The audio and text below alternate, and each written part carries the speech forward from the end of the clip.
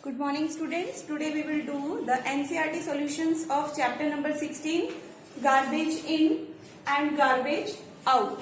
Your first question is, which kind of garbage is not converted into compost by the red worms?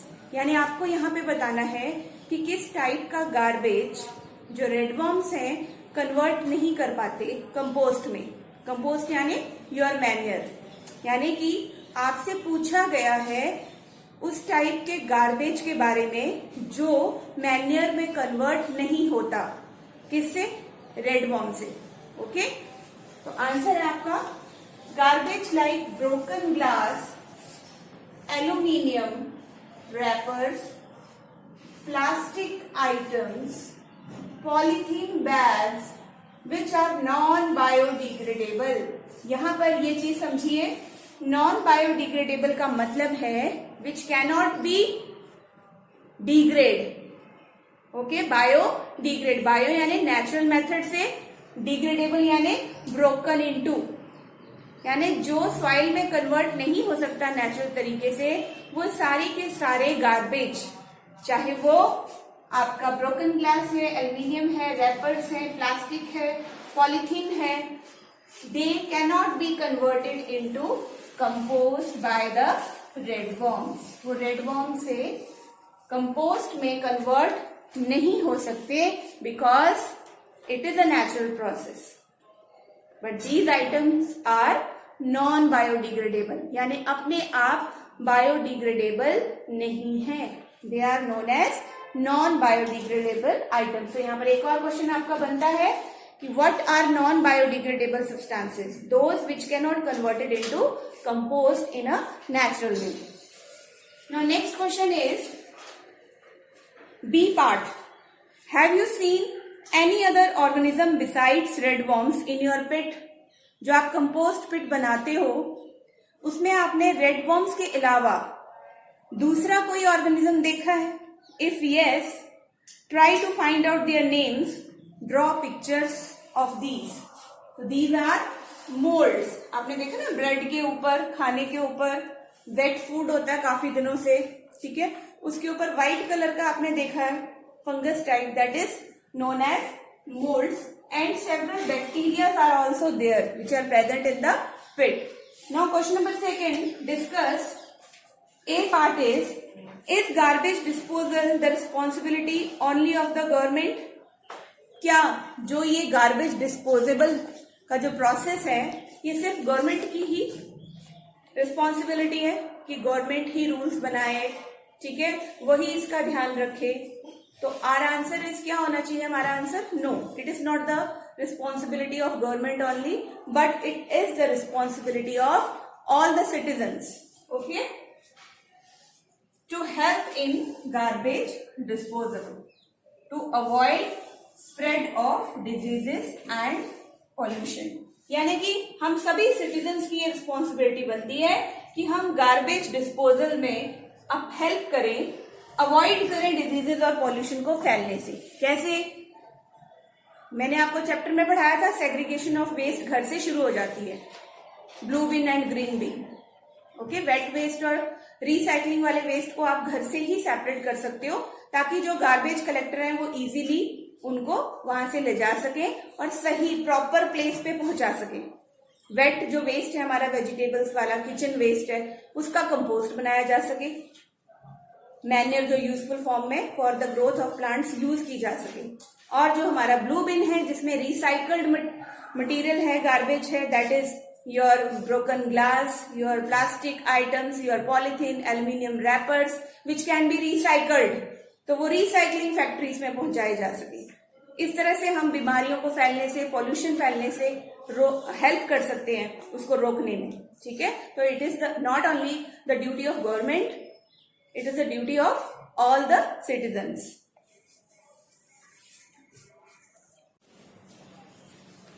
Yes, question number 2, B part. Is it possible to reduce the problems relating to disposal of garbage? क्या ये possible है कि हम garbage से related जितनी भी problems हैं उनको रिड्यूस कर सकते हैं? Yes, it is possible. देखिए कैसे. To reduce the problem relating to the disposal of garbage, if we adopt the following, it should be thrown at proper places. यानी कि जहां पर रिसाइकलिंग हो रही है वहां पे रिसाइकल्ड मटेरियल पहुंचना चाहिए, जहां पर कंपोस्टिंग हो रही है वहां पर आपका वेट वेस्ट पहुंचना चाहिए। प्रॉपर प्लेसेस यानी कि पार्क में जब हम कुछ खा रहे हैं तो हमने डस्टबिन्स में फेंकना है, इधर उधर बसेस में, टाउन्स में घूमते हुए, रोड्स पर, स्ट्रीट्स पे हमने इधर उधर गार्बेज नहीं फेंकना है। ये मतलब है प्रॉपर प्लेसेस का। जो प्लेसेस उनके लिए बनी है वहीं गार्बेज को कलेक्ट करना है।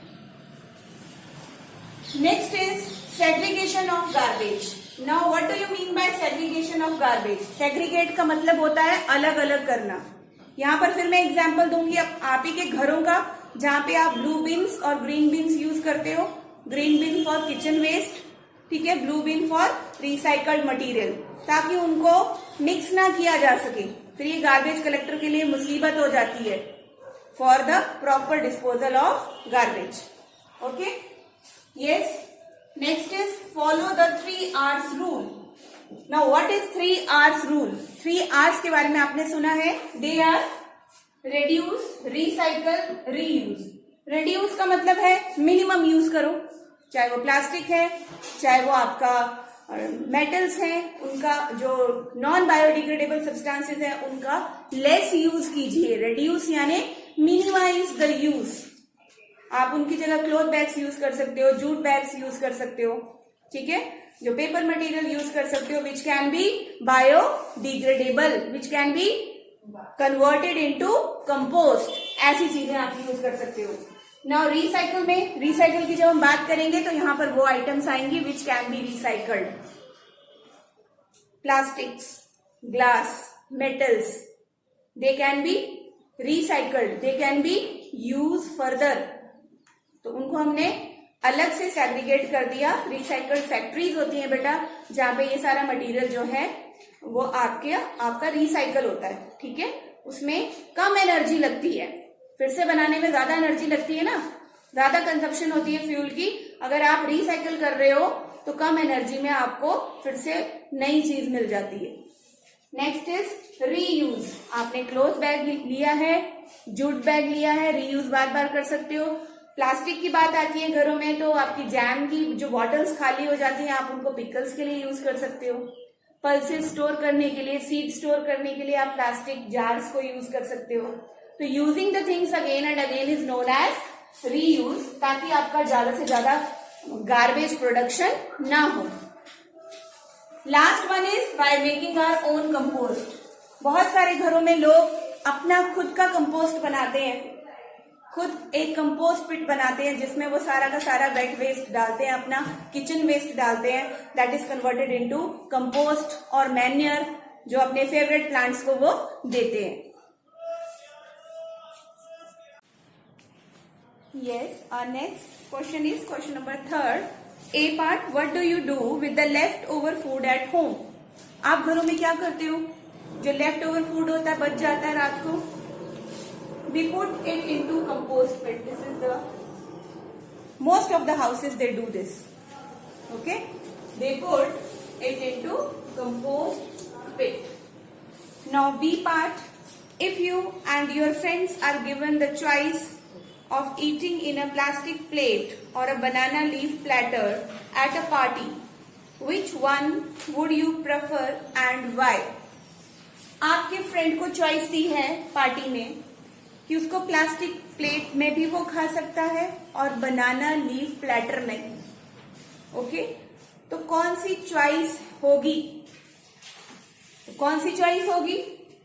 Banana leaf platter. Why? Because it is biodegradable.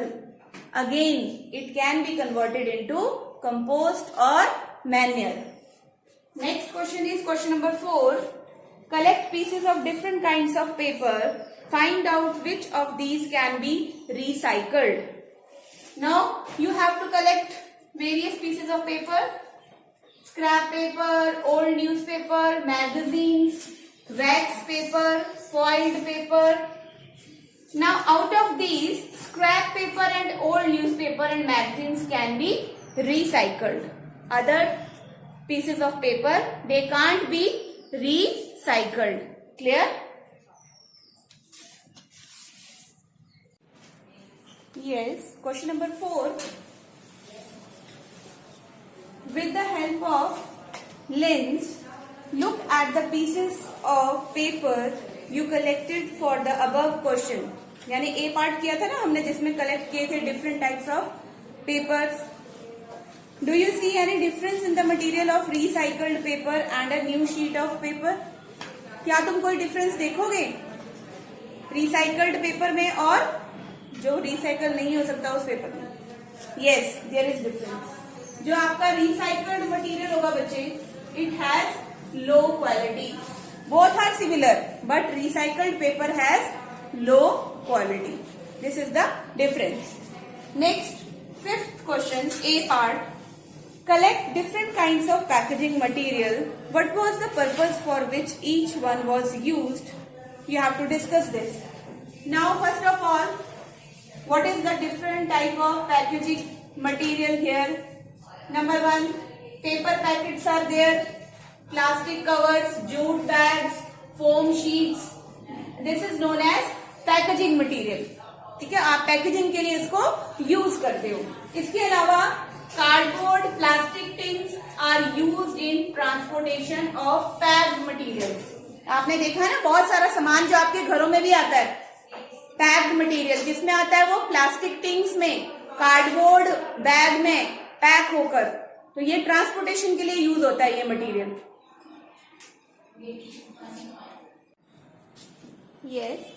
Our next question is the B part of 5th question. Give an example in which packaging could have been reduced.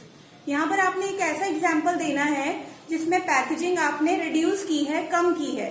आप देखते हो ना, आपकी ड्रेसेस, सूट्स वगैरह pack होकर अलग अलग plastic bags में आते हैं.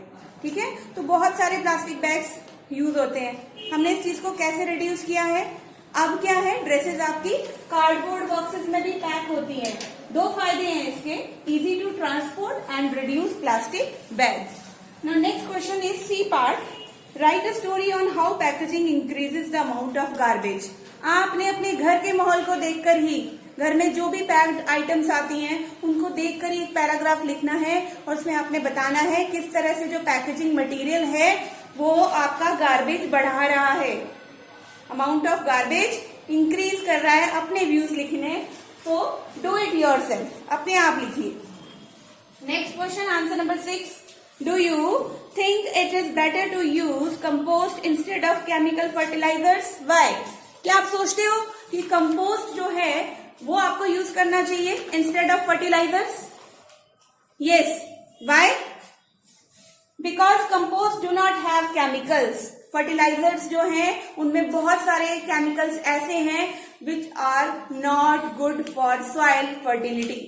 ठीक है, वो शॉर्ट टर्म के लिए तो न्यूट्रिएंट्स दे देते हैं, लेकिन जो सॉइल है उसकी नेचुरल फर्टिलिटी को, माइक्रो ऑर्गेनिजम्स को किल कर देते हैं.